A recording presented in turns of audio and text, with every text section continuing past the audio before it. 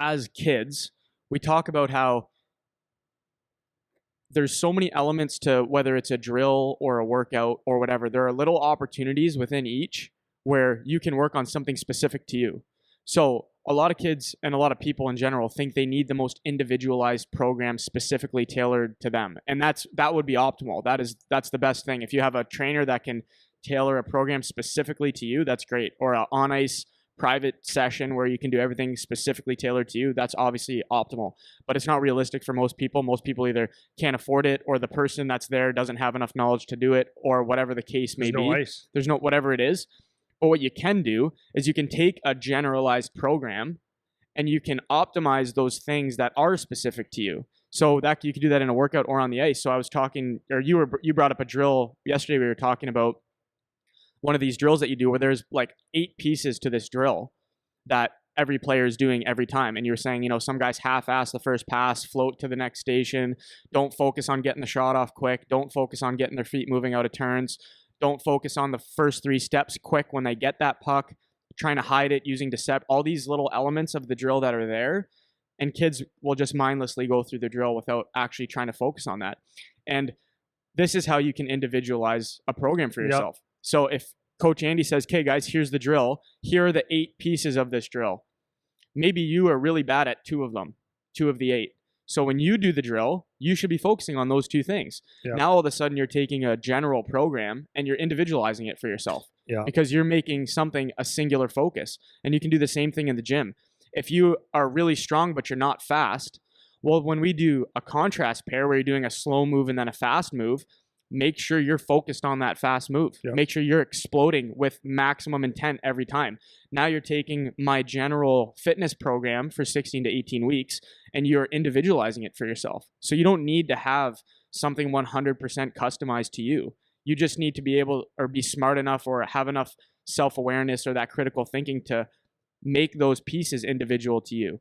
Yep. And that's how you get better. Yep. And this is, I'm going to transition into that in terms of training for sure. Well, but that's exactly what you can do if you're given something general and you're thinking, well, it's not made for me. It's like, make it for you. Yeah. You can make it for you. So I agree 100%. It's like, I'm a big fan of just doing something that you believe in anyways.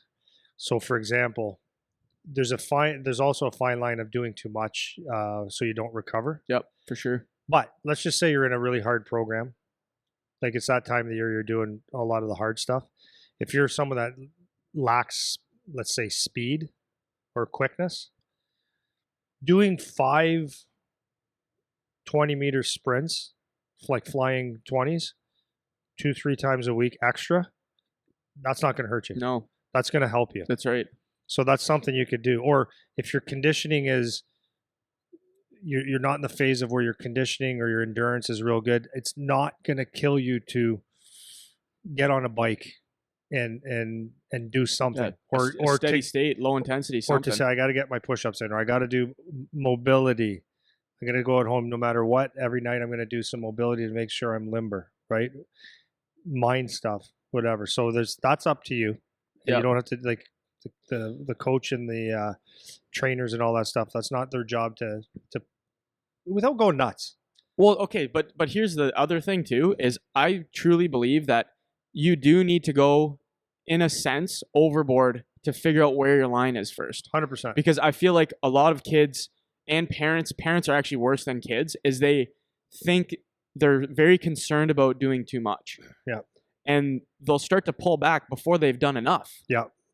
So I think you don't know what hard work is. You don't know. And even like yesterday, I was trying to explain to a kid that was working out in here, I gave him a rep range of 6 to 10 on the one exercise we were doing because they're young and they're still learning. So I give them a lot of latitude in how much they're going to have to push. Yeah. So I said 6 to 10. So I watch his set, and his 10th rep, the dumbbells were moving as fast as his first rep. Yeah. So I asked him, because he doesn't know to ask himself yet. Exactly. I said to him, was that set hard enough? I asked him, and he looks at me and goes, yeah. Like right away. Yeah. I'm like, okay, what makes it hard enough? Like, what do you think is the criteria of whether or not something is hard enough? And he's like, well, it felt like it was starting to burn. And it's like, okay, but the dumbbells didn't slow down at all. Yeah. So to me, that indicates there wasn't a lot of struggle with that. Yeah. So if you're going through a set and I say 10 reps, you should not be able to do 11 if I paid you for it. Yeah. You shouldn't be able to. Yeah.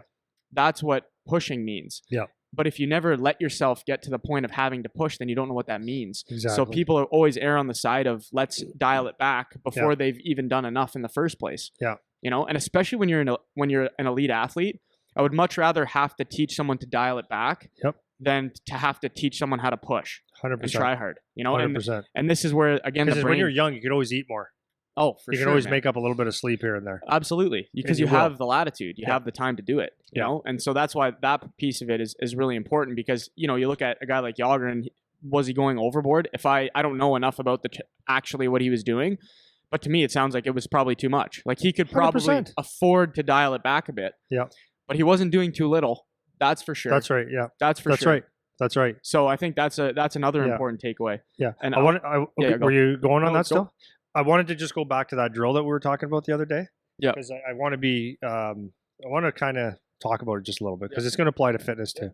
So when we were talking the other day, I had the conversation with you that it blows my mind. And first of all, I understand that some kids are 12 or 10. These guys aren't, but 12 and 14 and 16 and even 18-year-olds sometimes. I understand that they don't understand what focus is. I get that. You're distracted. Can I interrupt for a sec? Sure. Because I was going to say this too. I forgot to say it. I'm saying this as a kid who didn't do this when I was in my teenage years. I always came and I worked hard and I knew I needed to focus. But in terms of dialing in on a specific thing that I needed, I never did that. Right. I never did that. And this is me looking in hindsight, identifying that thing I could have done better in that area. And to your point, I can totally understand that kids don't, but the reason I didn't do it is because no one told me. Yeah. I didn't know. You just didn't know. I didn't know. Right. So then this is the point of us trying to do it. I'm not from my perspective saying I did all this stuff and you guys aren't doing it or whatever. I didn't do it. And I'm trying to help you avoid the mistake kind of thing. So I totally can relate to the kids on the ice being mashed potato brains and not thinking about it, you know? Yeah. Sorry. For sure. No, it's good. It's like, there's several areas of my life and my business and my hockey that I wasn't totally committed and totally focused. Like I get that. I get that. But I'm just saying, if you really want to be better at the game, then it takes the commitment and focus. So it frustrates me sometimes, a lot of the times, all the time, when kids don't like a drill is a drill. Like I always say that. So I take the time every drill. Like, so in this one, it was a passing, shooting, and a movement with another shot, and in between there's some skating. Okay, like keep it real simple, not too complicated. Yeah. So like as you said, guys are like kind of just. Oh, I start the drill, the pass, and it's like, whatever. The pass got there. What? But I'm very very clear on the drills, because a drill could be a drill, but I give intention and everything. So I'll say this is the first part. Nice crisp pass. After that, get your feet moving as if you're in a quick start or jumping up into the play. Guy that gets the puck, I'll give them instruction exactly what type of shooting I would like. If it's a standstill, and then I want you to take 3 steps in and get it off quick, that's what I want. Or if you're moving, I'll give you a specific shot depending on which side you're on to do, so that we're working on something with intent. I also say pick. Like, and I say this all every time you pick a spot on the net where you can it's your go-to spot. Hit it every time. Just don't get close to the net. Shoot to score. Be precise. Right? Anytime that you slow down and have to speed up, pick your feet up and go. Those 2-3 bursts of speed. All these things, I give them specific stuff, and a lot of times kids just don't see the importance of it. Right. Okay, so let's say I'm not your coach, and I say, let's just say the freaking horseshoe, okay? Because everyone knows what the horseshoe is. Yeah. Okay, guys, do the horseshoe. So you as a player can do the horseshoe, and it could be done half-assed. It could be just like a warm-up drill or whatever.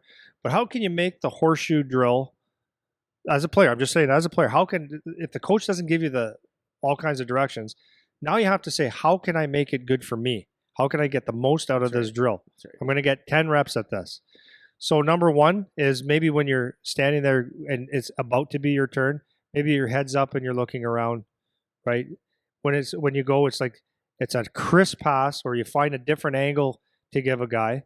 so that your mind's thinking a little bit different, but different angle. Maybe it's a bank pass, and when it's time to go, the first thing you should be working on is your first 3 strides. Like it should be bang, bang, bang, so that when you do 10 reps, you've done 30 purposeful strides. Yes. When you're doing this, making sure your angle stick on the ice. Like there's little things, and then when you're shot, you're shooting precisely. Are you shooting?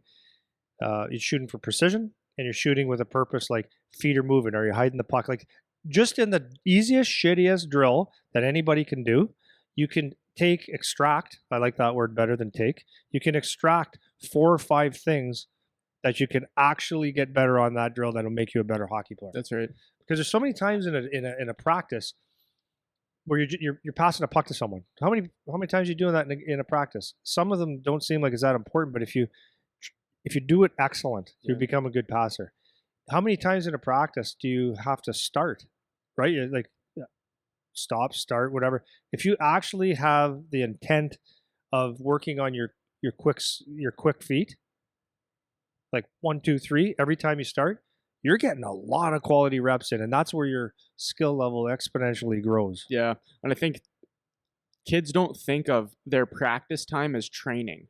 Like this is another thing. Right. This is another thing that you can do just in your team practice every week is you have so many opportunities in practice where you can turn it into training, you know? Yeah. And this isn't to say, again, like we're trying to keep it reasonable. Like we're talking about kids here. Yeah. So we're not saying you have to be a freaking robot and every single move you make has to be perfect. We're not saying that. But even if you can focus on one thing, even if you can focus on 2 things for that practice, like, you know, you said you would mention to Charlie, like, what are you going to work on at practice today? You know? And one real simple one that I think of is because I remember I used to do this. There'd be a drill where you're lined up wherever you're lined up. And before the whistle goes for you to go, you'll start floating. You'll start floating up.